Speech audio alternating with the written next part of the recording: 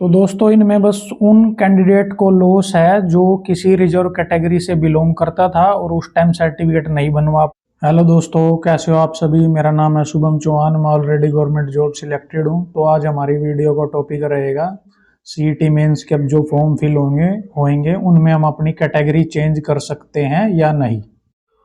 तो दोस्तों मैं आपको बताना चाहूँगा, अभी जब सीईटी के फॉर्म फिल हुए थे तो उस टाइम काफ़ी बच्चों के कास्ट सर्टिफिकेट नहीं बने थे। जिनके बने थे तो लेट बने थे, वो फॉर्म में अपने कैटेगरी सर्टिफिकेट अपलोड नहीं कर पाए थे। तो वो सभी बच्चे अब जब मेंस के फॉर्म फिल होंगे वो एज एक फ्रेश फॉर्म फिल होंगे, उसमें आप अपनी कैटेगरी बदल सकते हो, आप अपना नया सर्टिफिकेट लगा सकते हो। जैसे आपको पहले जर्नल में काउंट कर लिया गया था, तो अब आप बीसीए, बीसीबी, डब्ल्यूएस जिस भी कैटेगरी से बिलोंग कर सकते हो उसका नया सर्टिफिकेट बनवा के वो अपलोड कर सकते हो, क्योंकि ये as a fresh form fill होंगे। इसमें आप अपनी क्वालिफिकेशन भी ऐड कर सकते हो। आपके पास मान लो पहले कोई डिग्री या डिप्लोमा नहीं था, वो अब आपका कंप्लीट हो चुका है, तो वो भी आप इसमें लगा सकते हो, क्योंकि ये एक फ्रेश फॉर्म की तरह ट्रीट होएगा। क्योंकि जब फॉर्म ओपन होएंगे आपकी एज भी जब इसे काउंट होएगा और आपका जो भी सर्टिफिकेट, एजुकेशन क्वालिफिकेशन, जो भी आपका स्टेटस है उस डेट को देखा जाएगा जो फॉर्म की लास्ट डेट होगी।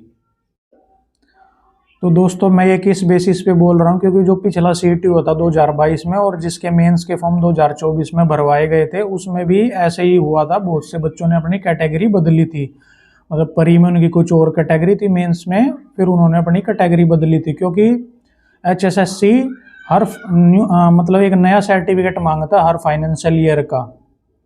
तो जैसे अब 2024 में सीईटी का परी हुआ और 2025 में सीईटी के मेंस होंगे, तो उस टाइम फाइनेंशियल ईयर चेंज हो जाएगा। तो उस टाइम हम अपना न्यू सर्टिफिकेट बनवा के दे सकते हैं। मतलब उस टाइम जो बच्चा जर्नल में था और अब अपना कैटेगरी का सर्टिफिकेट बनवा के दे सकता है, जिस भी वो कैटेगरी से बिलोंग करता है। तो दोस्तों इनमें बस उन कैंडिडेट को लॉस है जो किसी रिजर्व कैटेगरी से बिलोंग करता था और उस टाइम सर्टिफिकेट नहीं बनवा पाया, फिर उसको जनरल कैटेगरी में डाल दिया गया। और जनरल कैटेगरी में क्वालिफाइंग मार्क्स 50 होते हैं, अगर उसके 50 से भी कम है तो वो डिसक्वालीफाई माना जाएगा। जिसके भी 50 से ऊपर है वो क्वालिफाई माना जाएगा और वो आगे अपनी कैटेगरी बदल सकता है।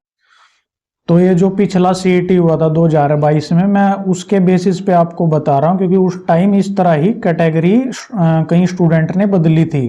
अब की बारी भी लगभग चांस तो ऐसा ही होने के हैं, बाकी एक बारी हमें ऑफिशियल नोटिफिकेशन का वेट करना पड़ेगा। आई होप आपको वीडियो पसंद आई है तो लाइक और शेयर और सब्सक्राइब करें। धन्यवाद।